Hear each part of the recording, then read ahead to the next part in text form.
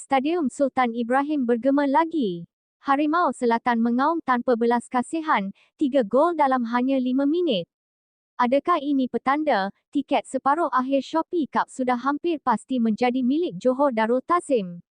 Jangan ke mana-mana, kami bawakan perkembangan panas JDT malam ini.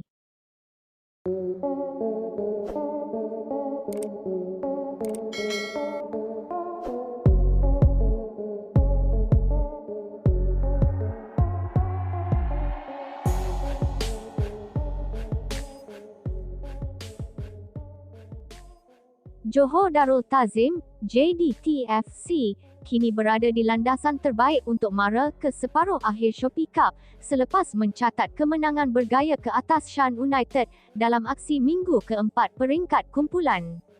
Beraksi di Stadium Sultan Ibrahim, skuad Harimau Selatan turun dengan misi wajib menang demi mengukuhkan kedudukan dalam kumpulan B. Sorakan padu penyokong menjadi pembakar semangat buat anak buah Xisco Munoz untuk mempamerkan aksi agresif sejak whistle pertama. Detik paling mencuri tumpuan apabila JDT meledak 3 jaringan dalam tempoh hanya 5 minit hasil sentuhan tajam penyerang prolifik Bergson serta kreativiti berbisa Oscar Arribas. Serangan bertali arus itu nyata mematahkan semangat Shan United yang gagal mengekang asakan bertubi-tubi tuan rumah.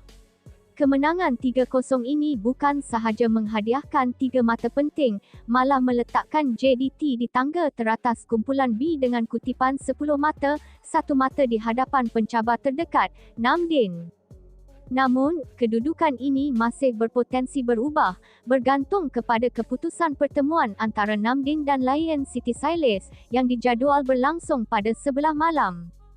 Walau apapun keputusannya, situasi semasa jelas menunjukkan JDT semakin hampir untuk mengesahkan slot ke separuh akhir dengan satu lagi perlawanan terakhir kumpulan menentang Namdin yang bakal menjadi penentu muktamad.